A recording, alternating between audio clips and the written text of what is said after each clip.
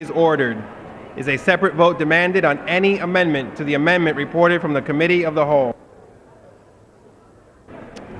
If not, the question is on adoption of the committee amendment in the nature of a substitute as amended. Those in favor will say aye. Those opposed will say no. The ayes have it. The amendment is agreed to. The question is on engrossment and third reading of the bill. Those in favor will say aye. Those opposed will say no. The ayes have it. Third reading. A bill to amend the Clean Air Act to prohibit the administrator of the Environmental Protection Agency from promulgating any regulation concerning, taking action relating to, or taking into consideration the emission of a greenhouse gas to address climate change and for other purposes. Pursuant to Clause 1C of Rule 19, further proceedings on this bill will be postponed.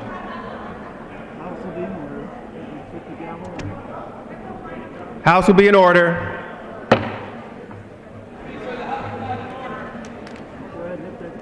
House will be in order.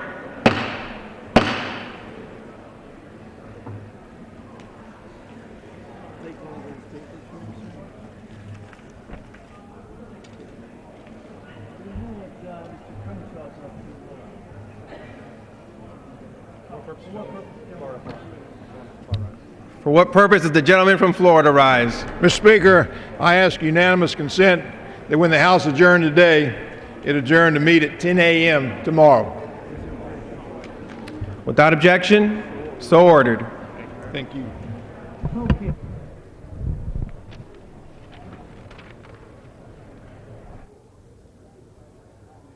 We'll now entertain requests for 1-minute speeches. Requests for 1-minute speeches.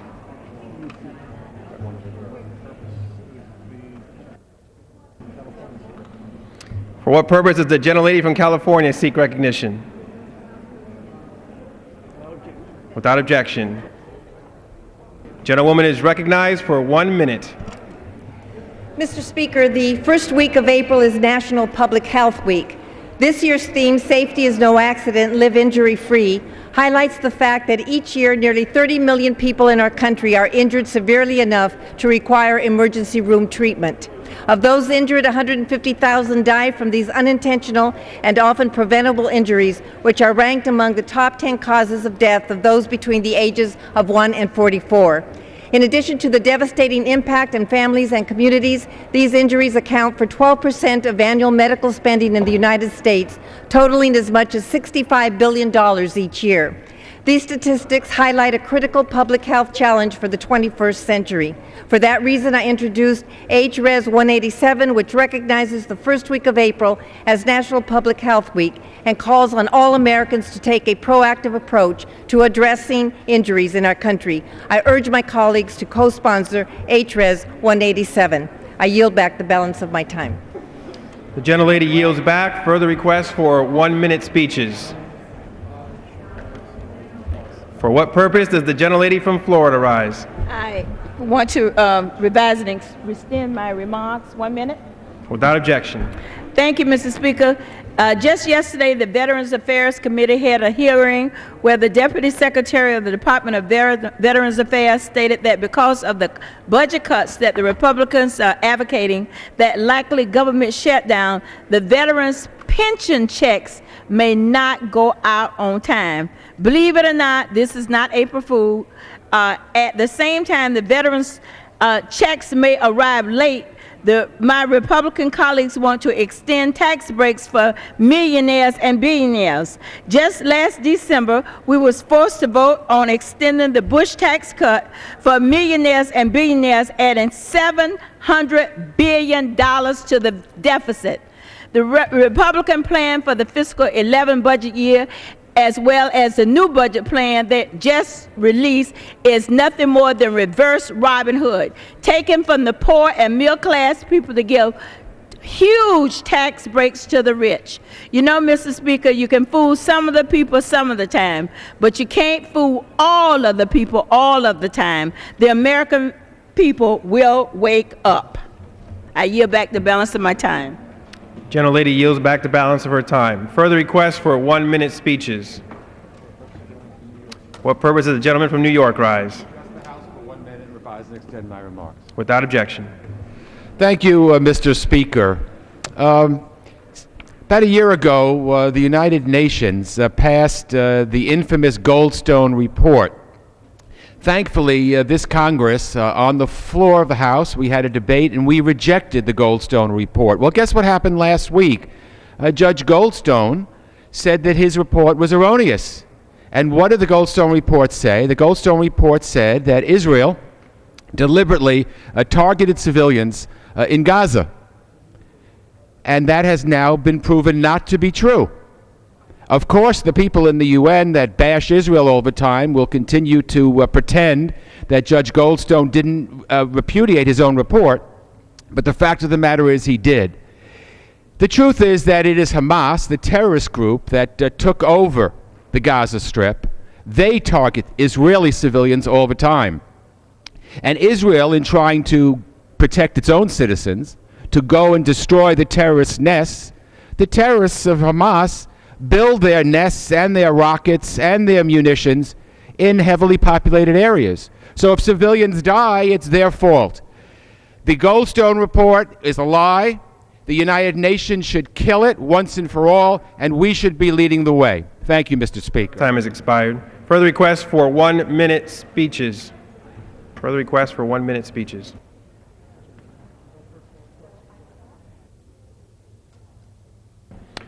Under the Speaker's announced policy of January 5th, 2011, the gentleman from Texas, Mr. Carter, is recognized for 60 minutes as the designee of the Majority Leader.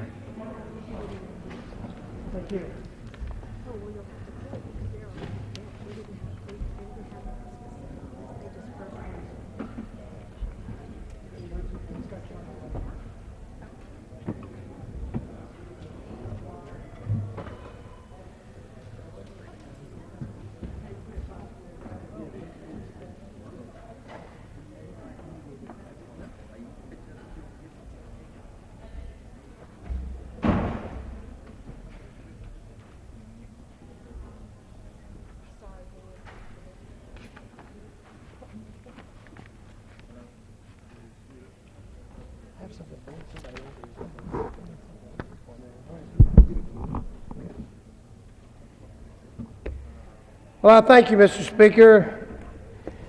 These are interesting times we live in. And as we sit here this evening, we have a lot of things that are kind of up in the air about what's going to happen to our country and what's going to happen to our ability to fund the government for the rest of our time. And unfortunately, we don't have answers to that question. I wish we did, but we don't. But there's some things that are happening that we ought to talk about because the American people are concerned about what's going on, and in some ways they are confused. Right as we sit here today, we're looking at the possibility on Friday night at midnight of there being no more appropriated funds for the operation of the government.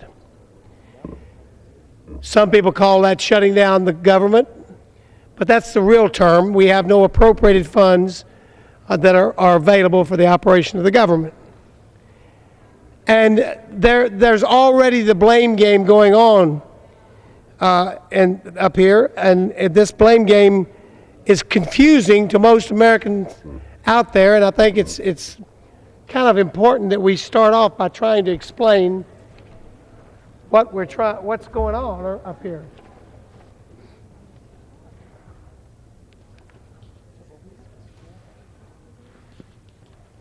I'm going to give you a quick synopsis of what I think has gone on recently. Let's start off with the fact that the Republicans fully funded the troops and the rest of the federal government through FY 2011, which would be the 1st of October of this year, with H.R. 1 in March. The Democrats have refused that submission. The Republicans are ready with a submission that we will do today to fully fund our troops through FY 2011 again this week and come back next week to debate the rest of the budget. It seems we're hearing a message the Democrats will refuse. The House and the Senate Republicans have a bill, H.R. 1297, that simply guarantees our troops get their pay without any budget agreement. So far, the Democrats have refused. That's a bill that was put together by Congressman Gohmert and Congressman Jack Kingston. So I guess we can say that, at least I would at least offer this as a submission, that it seems that the Democrats want to hold our fighting men and women's pay hostage so that they can continue their runaway federal spending. Because really the debate here in this House today and in the Senate, which is down the way from us, is, are we going to continue to spend like drunken sailors as usual, or are we going to take a hard look at what this government's doing, and we're going to try to turn this ship of state to a ship of state that is moving in the direction of saving the American people from this runaway spending. The President has submitted us a budget proposal which carries almost $1.5 trillion of deficit spending involved in it. And what this House is trying to do is change the mood and the attitude of where this Congress sits on the issue of spending. It's time for us to take a long, hard look, and I would argue if people could have taken the time and watched the debate when we sent our first submission over to the Senate, which was H.R. 1, there was an extensive debate that went on for hours and hours and hours on the floor of this House, with both sides participating as to what we would and would not submit in the way of cutting certain amounts of spending, and there were multiple votes. This was after this same idea had been vetted in other forums like our committee system. And yet, when it was sent to the Senate, it was dead on arrival, and the only thing they could offer as an alternative to the submission we gave them was $6 billion worth of cuts, which they even voted down. They didn't even pass that. They weren't even willing to take their meager little $6 billion versus our $60+ billion that we proposed to them. And everybody says, where's the give and take? Why don't you work together, Congress? What's wrong with you people? Well, when one side does a whole bunch of work, sends it over to the other side, they say they don't like it, they reject it, and we wait and we wait and we wait and we wait for them to submit something back so we can discuss it. Well, we've been waiting a long time now, and we still haven't gotten it back. And we've gone through 2 short-term CRs to give them the opportunity to go vote on some things in the Senate. I know they're slow. I mean, we all know they're slow. But we don't even see the Democrat majority in the Senate even trying to take things to the floor for a vote on giving us an idea where they would stand on cutting spending. Now, they love to do press releases out of smoke-filled rooms and come back from White House meetings with the president and tell us, oh, we've got this deal, which our side certainly didn't agree to, and dropping and actually doing this so-called democracy inside of the press instead of doing it by sitting down across the table or passing a bill that we can look at and examine and see if we can't work out that bill and maybe get to conference to do something under normal course of business here has not been available. Senator Reid just says dead on arrival, dead on arrival. Keep trying, dead on arrival. And what that requires is for the House members to, first off, what they're really looking for us to do is to give up our principles because of threats of this government closing down. I want to make it very clear, I have heard this Ever since this debate started, the leadership of the Republicans in the House of Representatives have stated consistently, every time John Boehner steps up to the microphone, we do not want to shut down the government.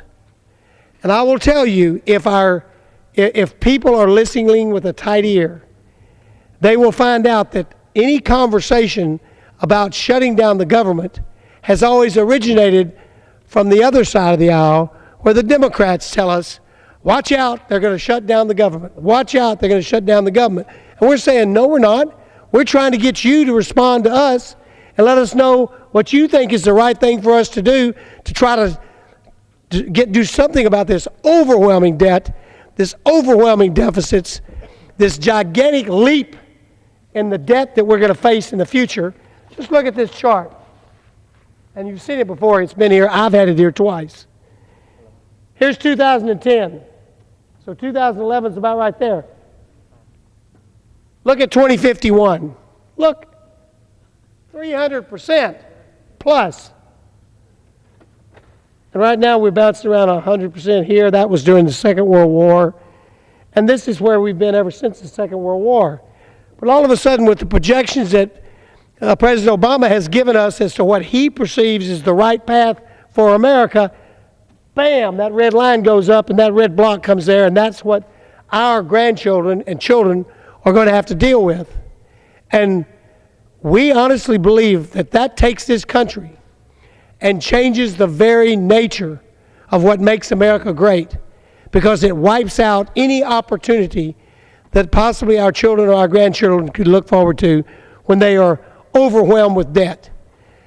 Have you ever heard the debate that goes on among college parents and among college students when they graduate from college these days, and they're faced with $100,000 or $200,000 worth of debt to pay for these expensive college educations we've got out there, and they've borrowed all the money, and how they are overwhelmed with debt to the point where they look at the salaries that are being offered them and they say, holy cow, if this is what my revenues are going to be, my income's going to be, I will never pay off this student loan. How many, I know that I've heard it from hundreds of kids, because I used to teach Sunday school at that age, and they came back from college saying, I can't believe I've got this much debt to pay off before I even start making a living. Well, that's meager compared to what this Congress, if we don't change the way we do business, is going to do to our children and our grandchildren. College debt's going to look like a walk in the park compared to that kind of accelerated debt that's going to be placed on every human being that calls themselves an American. This is frightening. It's more frightening when you think what this Congress really needs to be about and is about over here on our side, and I would hope on the other side too, is finding jobs for the American people. Now, what do the job creators think when they see this? People who run businesses, small businesses or large, they look at the projected future of the economy and they make decisions as to why they hire people for very simple reasons. You hire someone to advance your business. You don't hire them because you're a nice guy. You don't hire them because somebody gives you an incentive to hire them. You hire them because ultimately they are going to improve your productivity or your bottom line. That's why labor is infused into anything that people do. Most people start out with a small business, it's all them and maybe their family. And then when they hire that first employee, they don't hire him just because they like that kid across the street. They hire him because that first employee is going to make their business do better.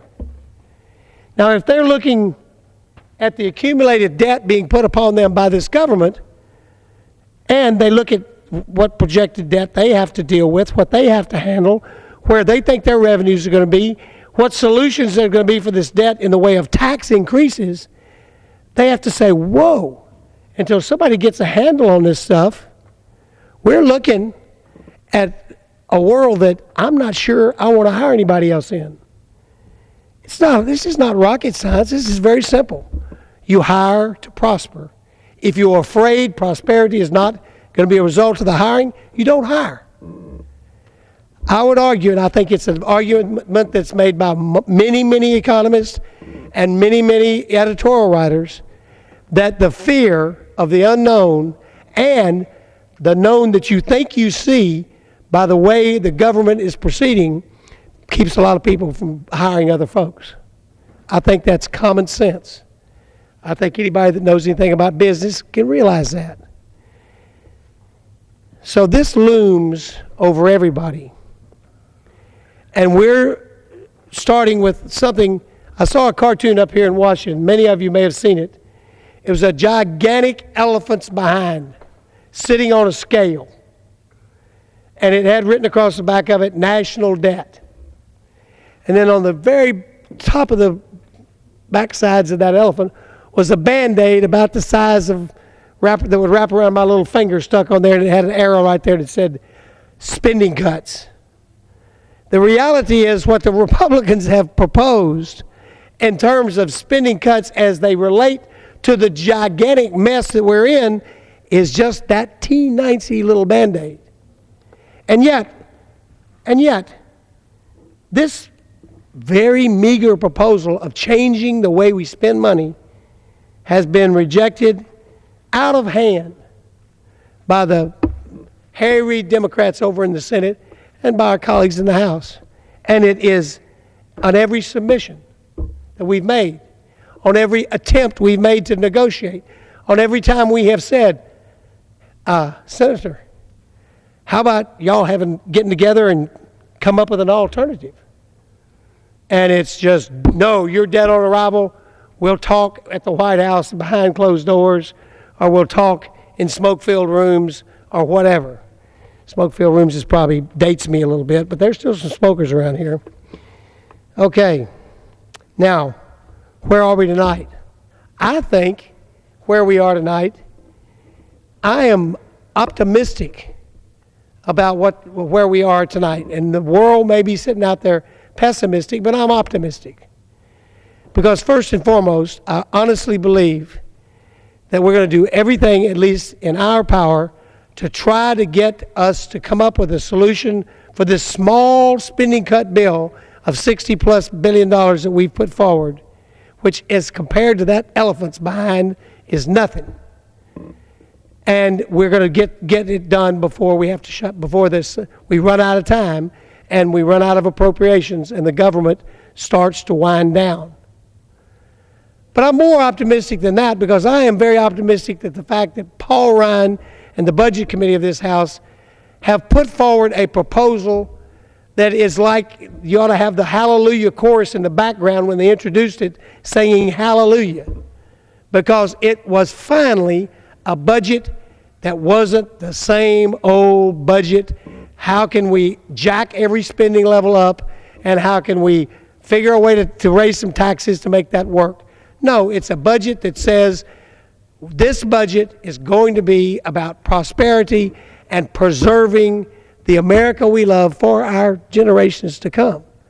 If that's not something, as we come up on this deadline, which should make us nervous, and it makes me nervous, but the big picture is our Budget Committee has put a revolutionary budget out for discussion. And that budget is worth joy on behalf of the American people. Because what it does is it says to the people around us that there are some good ideas we ought to try. I'm joined with many of my colleagues here today, and I want to give them all an opportunity to say. So let me finish up at least this short part of talking here, and let's talk to some other folks. Today, where we are is a very simple place. Are we going to fund our Department of Defense and make sure our troops get paid? Or are we going to be so with minuscule cuts, and then continue this debate so we can probably try to get a resolution next week? Or are we going to reject out of hand, as now Harry Reid is making public statements to say, and the president in Atlanta supposedly said he would veto this proposal? Reject out of hand to say, we want our troops to suffer, and we don't care whether they're getting shot at. We don't care. we're ready to let them get shot at and do it without pay. And men and women who have been risking their lives for over 10 years so that we can stand in this chamber and talk. We ought to be ashamed of ourselves to even consider not doing something. All of us ought to be wanting to do something to make sure that those folks get their paychecks so their spouse and children back home don't suffer while they suffer the possibility of being killed or maimed on our behalf. And that's what this vote, this day, and tomorrow is all about. The deadline is Friday night at midnight. We're asking our senators to reconsider rejecting out of hand what we are sending over and consider it in light of that mama back home with a child on her hip telling the creditors, we have no money to pay you. And I'm sorry, my husband can't talk to you. He's over in Afghanistan in the mountains trying to stay alive. Or he's flying missions into Libya trying to stay alive. So I think we really need to know that's where we are in time, and the other is stuff we're going to be talking about. I don't know whoever would like to step up, grab the back microphone, and let's talk. Oh, my friend from Virginia, step up. Tell us what you got to say, Rob. Well, thank you, Representative Carter. I thank you and Representative Gohmert for your leadership in putting forth a bill to make sure we address this issue of military pay for our men and women in uniform. And, you know, Mr. Speaker, we shouldn't even be here tonight. We should be having before us a spending decision that doesn't call into question whether or not we can pay our men and women in uniform. That's absolutely reprehensible. You know, it's clear that this spending discussion needs to be focused, and it needs to be focused on making sure that we're getting our troops paid. Bottom line, period. You know, I had the opportunity a couple of weeks ago to travel to Afghanistan, and I had the privilege there to visit with a young man who's a lieutenant colonel in the Air Force, and I had met his family earlier in the little town of Pocosin. I was there for a pancake breakfast one morning there at a middle school, and I had a chance to see his family there, and I talked to his wife, and I met his children, and they told me that their father was deployed downrange, and I asked where he was, and they gave me the information. I said, well, listen, I'm going to be going there soon. I want to make sure that I have a chance to visit him. So I was able to go downrange and visit this fine lieutenant colonel that's doing a great job for this nation. They are under very trying conditions there in Afghanistan.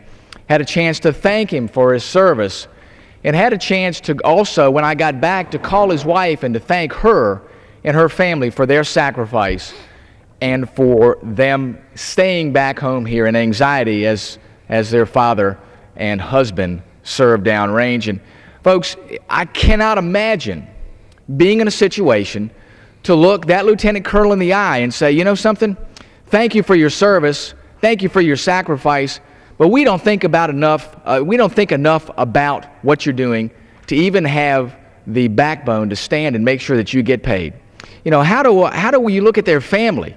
That mother who's at home, those children whose father and husband are downrange being deployed, and to look them in the eye and say, hey, listen, thanks for your sacrifice, but by the way, we're not going to be able to make a decision up here to make sure that you get the paycheck that supports your family in the weeks to come.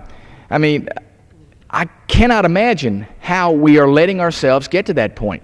Mr. Speaker, there's a lack of fortitude to make sure that we get this done and get it done now. Just as Representative Carter said, the time is now. This needs to get done. We have a deadline of Friday. This Congress needs to act, get this done. And also, as he pointed out, we have a spending problem here. It is clear that spending is absolutely out of control.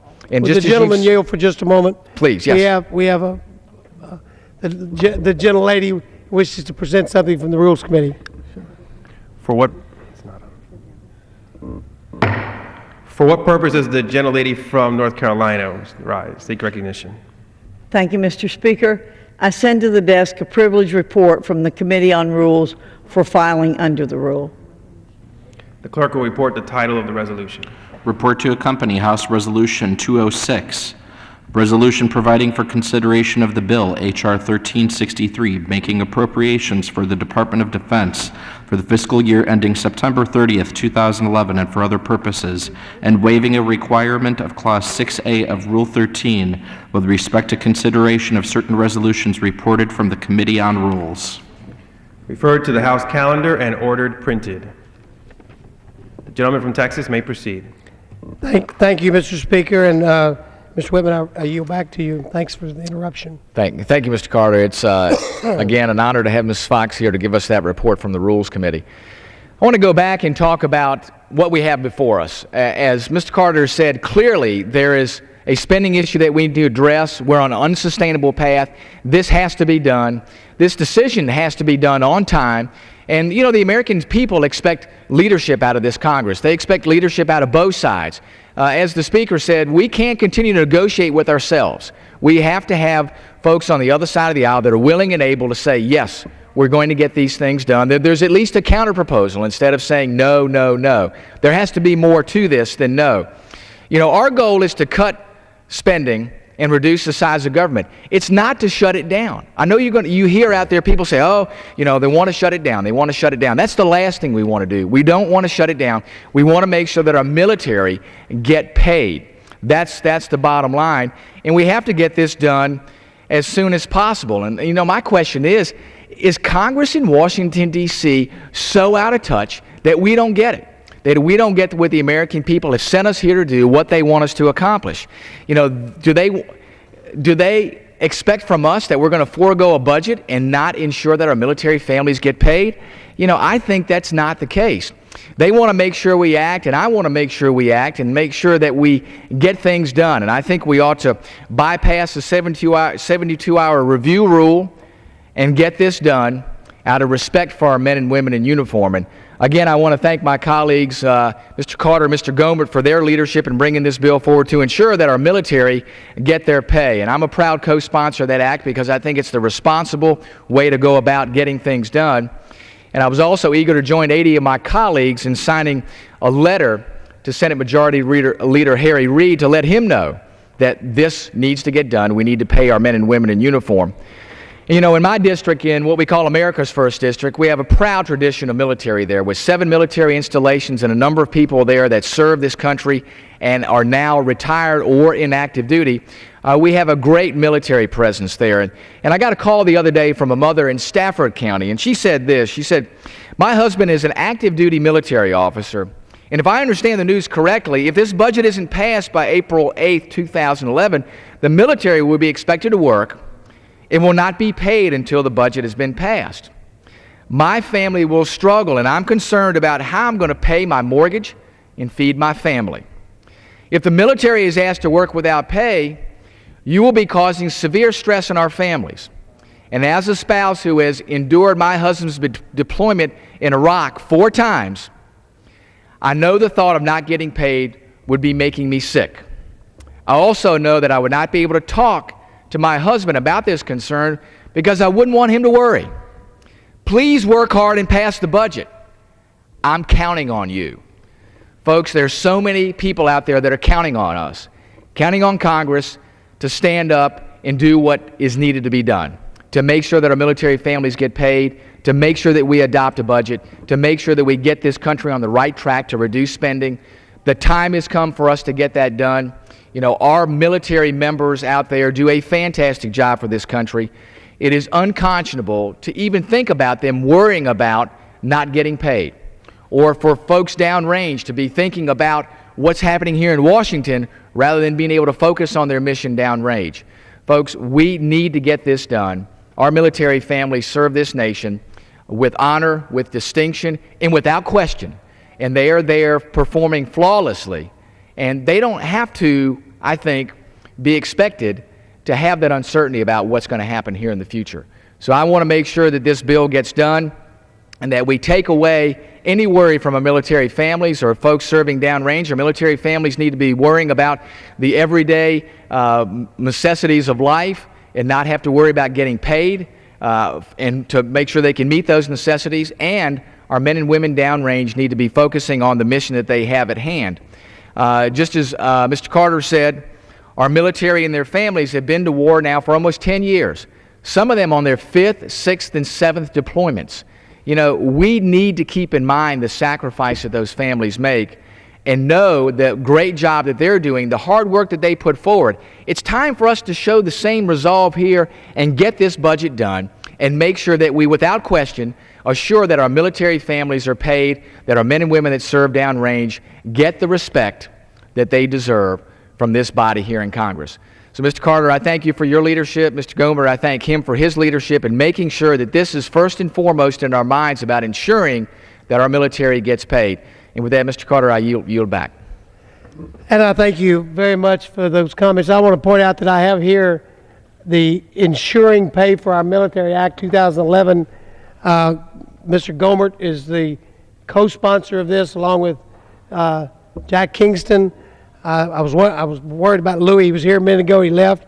I'm going to recognize Christy Nome to discuss with me, and I'll yield whatever time she needs, and then we'll get Mr. Gomer for a minute and let it hear what he has to say. I appreciate that. Thank you, the gentleman, for yielding to me. You know, I'm one of the new members of Congress that has first come here tonight. This is the first opportunity I've had to give a special order, and I cannot think of a better reason to be here tonight than to make sure that our military men and women have the opportunity to receive pay for their hard work and for their service to our country. You know, I think it's extremely important that we focus on all of the important things that this Congress is doing and the important things that this Republican conference in the House is doing, because we recognize that from the very beginning, we took every action possible to ensure that our military could get paid.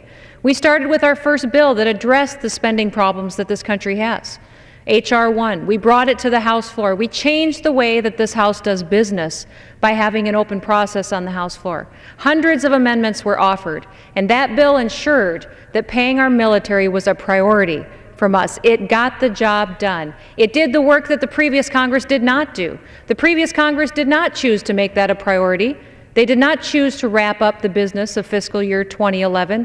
They left that for us to do. And then they left us in a big hole as far as the debt that this country is accumulating. We came in as the adults at the table. When our president talks about having adult conversations, addressing the spending in this country, and addressing the budget resolution that we need to come to, the only ones who've been doing that from the very beginning have been the Republicans in the House. We came with H.R. 1 with real spending cuts that would put us on a much better path that funded our military, because we wanted to take care of them. We recognized that their families were at home while their spouses and family members were at war, and they were trying to make ends meet while that was going on. I will tell you that I feel that the Democrats are holding our troops hostage, that they truly are, because they choose to do that so they can spend more money.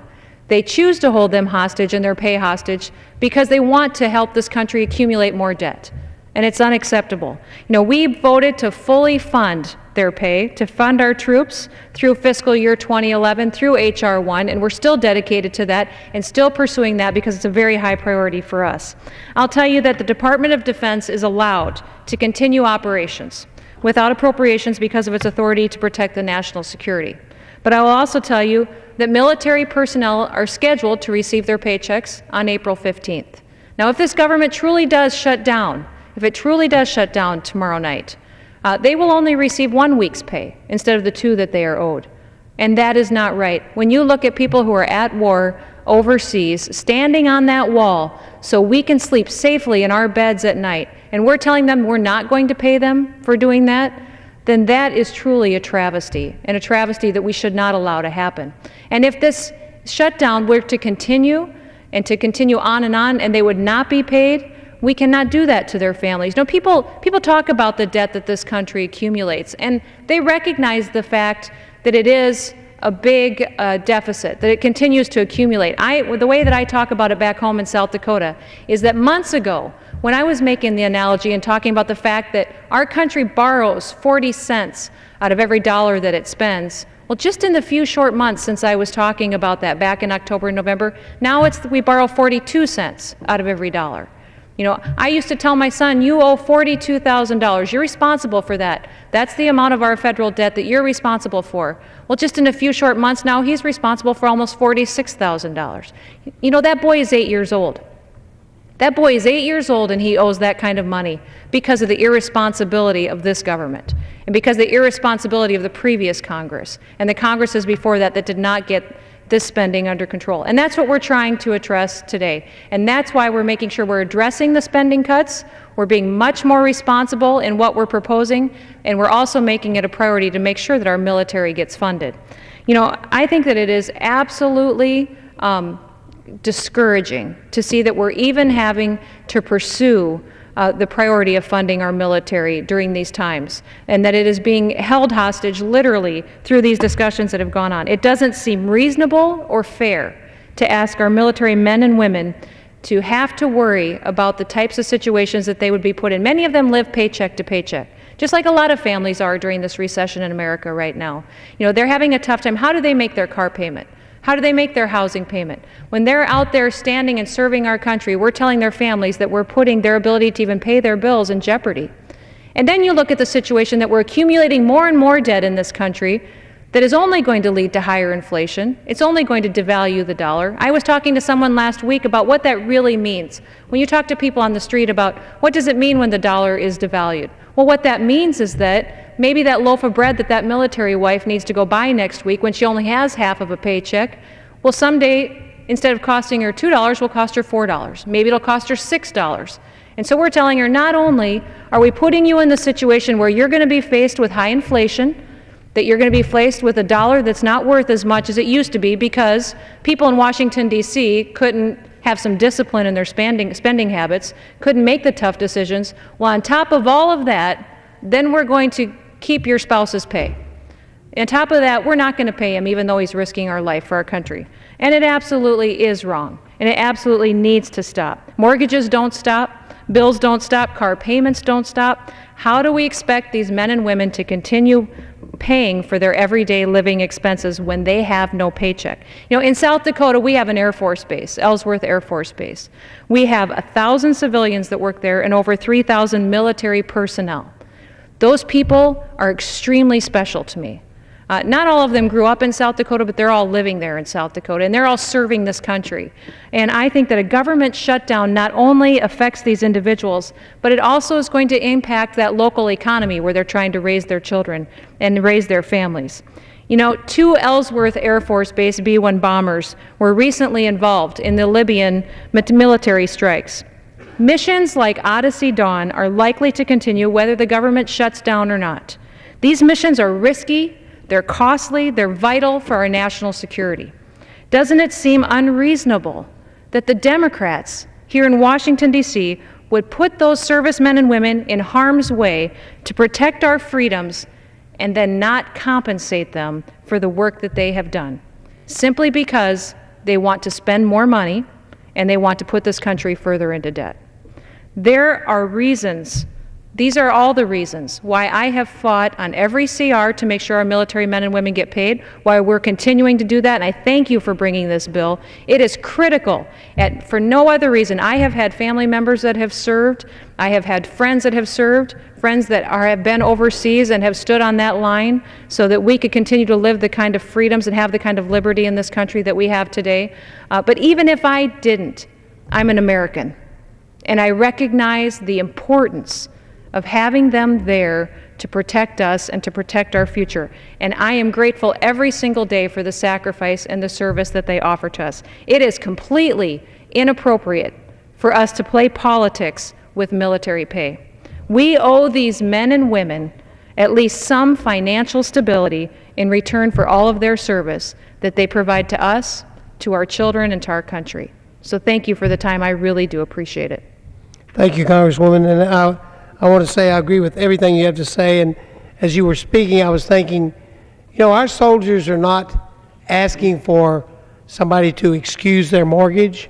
They're not asking somebody to come bail them out. They're just asking to be paid for the dangerous blood, sweat, and tears work that they're doing right as we speak today. Right now, somebody's being fired on somewhere in the world in an American uniform. It's a frightening thing to think about, but it's true. And they just want to have the paycheck they earned. And their families back home want to be able to stay current on their bills, and they're not asking for these grandiose bailouts that this body has become famous for. They're just saying, give me my paycheck. Now, this is not hard stuff. I want to recognize Congressman, my good friend Congressman Gohmert. He was the author of this bill. I think we've got it done well. Here's soldiers.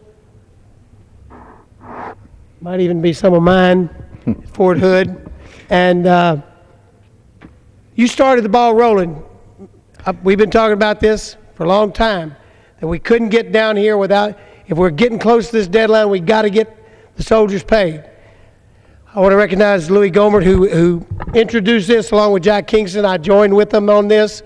Now our leadership is offering an alternative submission which would fund the entire DOD, which is an even better idea. That's right.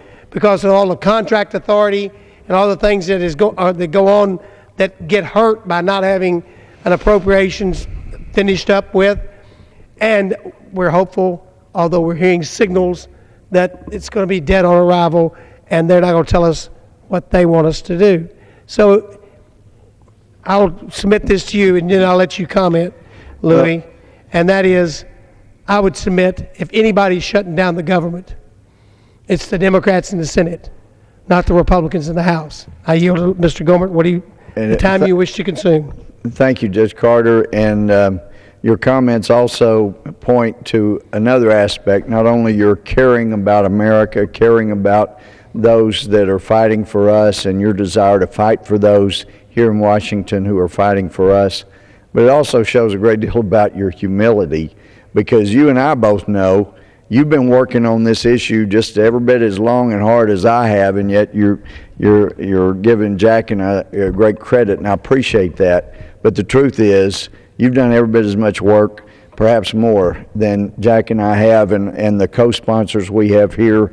But you know, things here in Washington obviously don't get done in a vacuum, and it means so much when you have people like Christy, Rob, Dan, folks that are out here. All the other, we got over 100, I'm not sure how many over 100 now, co-sponsors on the bill. These are people that want to make sure that the military is not used as pawns in this game. And, you know, a lot of us haven't been thrilled about short-term CRs, but it does point one thing. The leadership of the Republicans in the House are committed and have been, even at the price of being criticized by people like me for doing short-term CRs, they are so committed to trying to do everything they can, and especially Speaker Boehner. He has really gone as far as humanly possible to do all that he could to avoid a shutdown, making it clear he doesn't want that. Some folks have been critical that he needed to stand up and be ready to do so. He has made it clear he doesn't want one. He doesn't believe it's good for America. And so I know my friend from Round Rock, Texas, sitting in Georgetown as a judge for so many years, often looks at things like I do as another former district judge. You look at evidence to bear things out. Who's at fault? The American people are going to be looking around. Who's at fault? Well, you look at what's happened, and the evidence is quite clear. You have a group here, majority in the House, that has done absolutely everything possible to try to placate the Senate. We passed lots of bills trying to get the funding done, and why was that? Well, the evidence is clear. The Democratic majority last year refused to do what was required and pass a budget. No budget passed, no appropriation to fund things. Why? You can only speculate about that. It was an election year. Perhaps there was concern that if people really saw the total amount that they were going to be appropriating in all these areas, that it might have even been worse in the election in November. The people saw through, and the majority switched here in the House. And so here we are with these bills that have been filed, pushing another bill this week here in the House, and in response, there has been nothing passed in the Senate. And people that know the rules know that the senators, any one of them, And of course, there would have to be a Democrat that would have any chance of getting something passed, because the Democrats under Harry Reid are in the majority. So a Democrat, any Democrat down there, could take the bills we've done, the CRs that we've done, they could take those and do as they did in Obamacare. You know, that was, boy, here again, it's the military. The Obamacare bill was a bill to assist with a tax credit first-time home buyers who were veterans. And what did the Senate do with that bill? They took the bill, since it had to originate in the House under the Constitution, they took it, and in their bill, they said they're taking the first-time home buyer bill for veterans, stripping out every word, and substituting, therefore, about 800 pages of their Obamacare bill. Well, now, if they don't agree with what we've done, they could have taken any one of these CRs that we passed and said, we don't like it, it's dead on arrival. They could have taken those, stripped out every word, just like they did for the veterans, took out every word that helped the veterans, and substituted, therefore, their disastrous bill in Obamacare. They could have done that with their own CR, what they were going to fund, what they wanted to see happen. Not one person down there in the majority of the Senate has taken the leadership to do that. Some have said, well, why isn't the White House involved in what's going on in the Senate? Why aren't they showing some leadership down there? I heard someone say, well, that's the White House. It's a separate branch. The Vice President of the country is and has been the President of the Senate. He has not only a vested interest, he is the presiding officer of the Senate. We have heard over and over from this president that Joe Biden is going to make sure things are done right. And yet, what did he do? When the going got tough, maybe he's tough because he got going to Russia. And he disappeared. And when the going got tough for the president, he went to Brazil and played golf. And then issued an order from down in South America sending troops into battle. And we had a former President, Bush, who quit playing golf. He said it just didn't feel right to know our troops were in harm's way and I'd be out on some golf course. This president not only doesn't have a problem playing golf with people in harm's way, he takes time out of his golf round to send more people into Libya into harm's way. And to be assured today that, hey, we really are going to get around to turning everything over to NATO and it won't be us. My friends, 65% of NATO is American military. It's not a lot of comfort to me, but the least we could do is to make sure that our military, and that includes reserves, and so that the military knows it includes all pay, all allowances. You're not going to miss anything if the Senate will just do right by them. We have a standalone bill that could be passed in the next day or two, and it's House Bill 1297.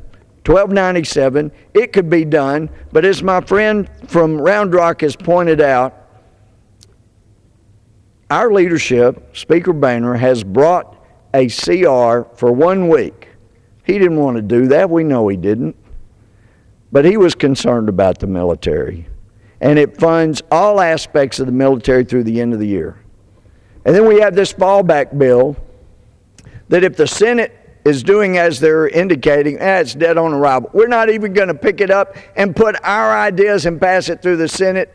They obviously, the evidence is clear, Judge, seems to me, the evidence is all in and it's very clear. They want a shutdown. They think they win politically by forcing a shutdown and then blaming Republicans in the House. It's not only not the Republicans in the House fault, it's also clearly them playing games with our military, with the vital function of this country, and it isn't right. And I thank you for yielding, and I do thank so much. I know we've got several of our critical key sponsors here on the House floor, and I am so grateful for the leadership. I mean, we're talking freshmen, we're talking people that haven't been here all that long, and yet they have grabbed this issue and have shown such leadership.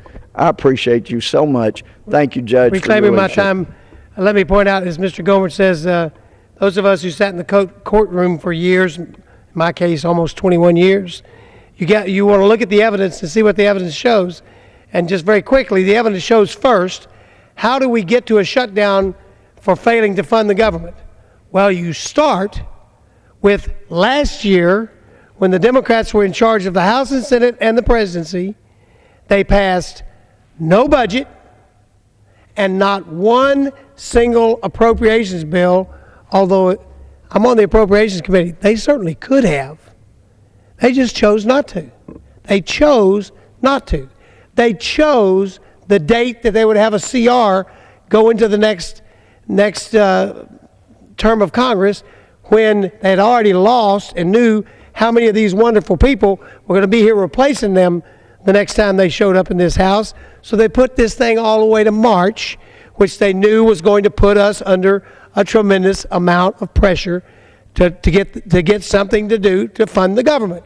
And we made diligent attempt to fund the government, and it didn't even last long enough for Harry Reid to say dead on arrival when it got to the Senate. So let's see. They didn't do their job. They didn't do their budget. They set up the CR deadline. We met the CR deadline with a way to fund the government for the rest of the year for all departments. They rejected it out of hand without even coming back with any alternative of any substance. They offered a $6 billion cut and spending as usual under Obama budget. And then now we've given 2 extensions to try to talk, and each time dead silence.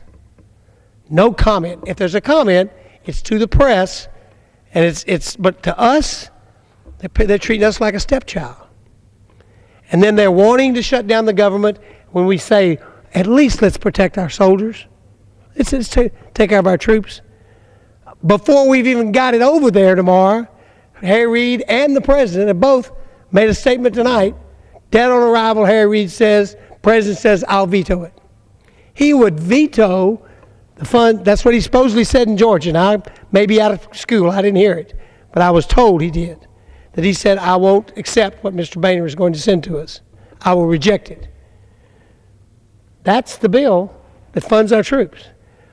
I think we've got other great people. Well, Scott, would you like to? Judge, would you yield Yes, for a just question? Yes. Since we know it would do no good for a Republican in the Senate to take a CR and bring it to the floor of the Senate or file it, but we also know that any Democrat in the majority down there could do that and at least try to get over some Democrats. Judge, what does it tell you that not a single person in the majority has bothered to usher forth and file a CR of any kind to respond or to take ours, modify it? What does it tell you about what's happening? It tells me that they're marching to route step to the commands of the majority leader, Harry Reid. And unfortunately, we didn't get elected to march route step in that fashion. We got elected, and senators included, to make decisions that are good for the American people. Scott, my friend from Virginia, I'll recognize you for the amount of time you need to consume. Well, thank you so much. I appreciate the gentleman yielding, Judge Carter, for your leadership in this topic, and also for Representatives Gomert and Kingston for their leadership in this. And I'll tell you, Reclaiming just a moment, we have 9 minutes. So 9 minutes. And I certainly want to get respectful of that, my colleague. I will say this as the son of an Iwo Jima veteran and as the proud father of a third-generation Marine. It is deeply troubling to me that we're even having to discuss how and if our men and women in uniform are going to be compensated. A failure of leadership, Mr. Speaker, has left us in this precarious position, and it is deeply troubling to me that we're having to address it tonight, the confusion that's out there. Just today, the White House said that military personnel would not be paid. Now, Mr. Speaker, this is failed leadership. How could it possibly be that the message from our Commander-in-Chief is that it's very likely, if this shutdown occurs, that our men and women in uniform would not be compensated? This week, a senior Department of Defense official said that our troops would be paid for a week, but not for 2 weeks. Just yesterday, the Pentagon spokesman said that the department had not issued any direction to the services about implementing a shutdown, and he really skirted the question of how a shutdown would affect the pay of our service members. Mr. Speaker, this lack of clarity is not only unnecessary, it's unconscionable. You know, brave men and women, Americans are around the globe, and they're putting their lives at risk, fighting for our freedom and our way of life. I just got back from a trip in Afghanistan, to Afghanistan. And it's just unbelievable to think that a young corporal in Helmand Province would have to speak or somehow communicate to his wife about whether he is going to get paid or not. You know, our men and women in uniform, they deserve our unwavering support from this Congress. And if our military is not paid, Mr. Speaker, I believe that members of Congress and the Commander-in-Chief should not be paid, not one nickel.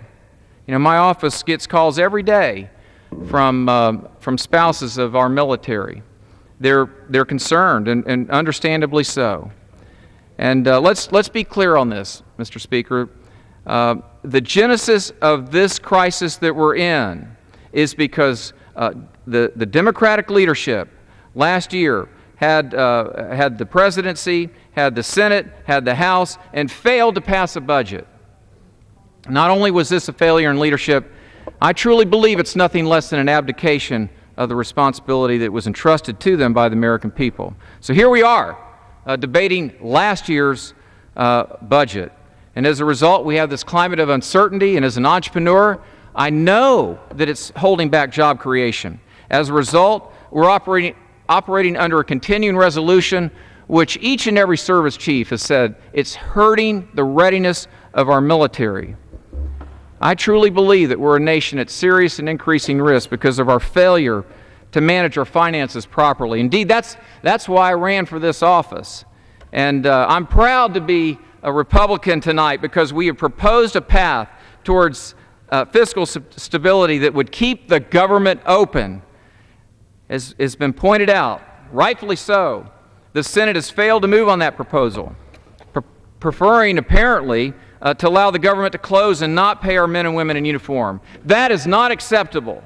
We must achieve stability and funding. I stand ready to work with any member on the opposite side of the aisle here, and I know my colleagues do as well. This is so important. We must do what is right. The Senate must act. I truly believe that the House has met its responsibility, starting with H.R. 1. We've worked every day to resolve this. We must pass a defense appropriations bill for the sake of our troops and our national security, and I encourage every American to let their senators and our president know that they want our troops paid on time. I really thank the gentleman for this time. I appreciate it, and I yield back. Reclaiming my time, I'll now yield the amount of time left, if it's necessary, to the wonderful gentlelady from New York, Nan Hayworth. And I thank you, Mr. Chairman, for your leadership and for your commitment and your dedication. I have the privilege of serving the 19th Congressional District in New York, and the U.S. Military Academy at West Point is in our district. Wow. And we have sent, as we all know, thousands of young men and women to join and to sustain the long gray line. And their talents and their commitment are made to our nation in order to defend us from threats from without. We owe them that same dedication and commitment and sacrifice and discipline here in the Congress, in the House, and in the Senate. And our President owes it to them and to the children of America whose future is at risk from within. We were elected in that great wave in November 2010 because the American people told us that we could no longer afford to continue on a path of enormous deficits and mounting debt. It is difficult to do what we are called on to do.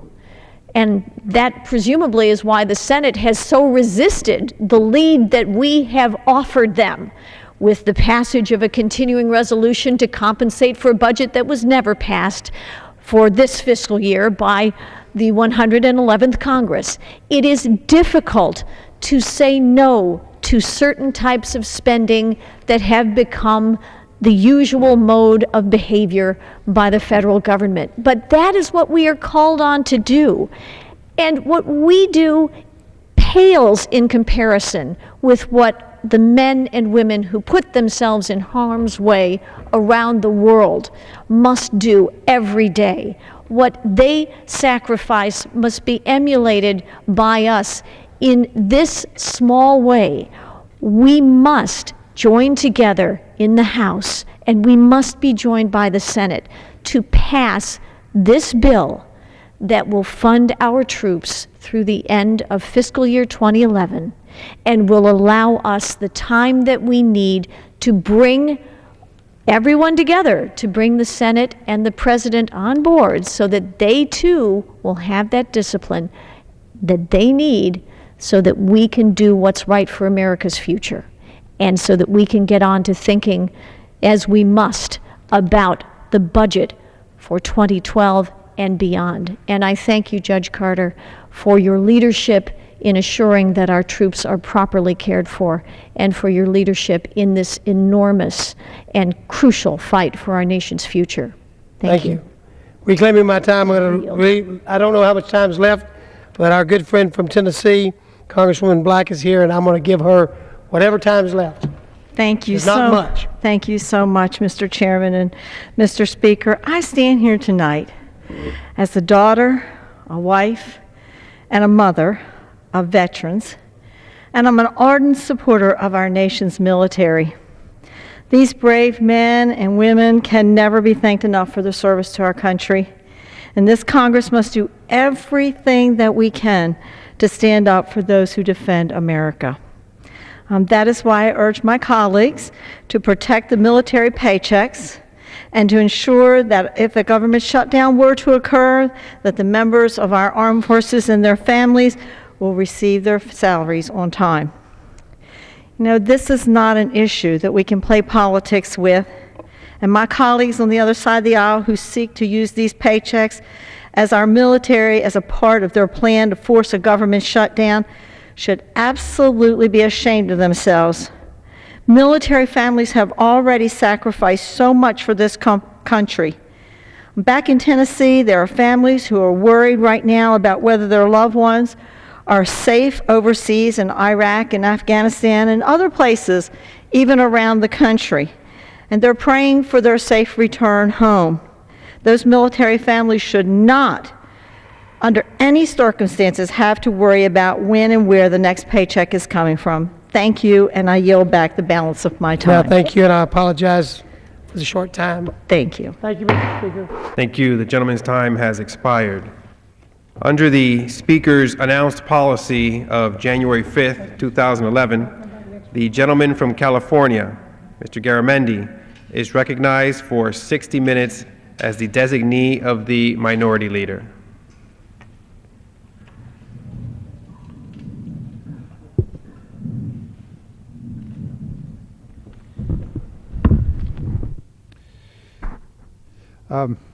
Mr. Speaker, thank you very much. We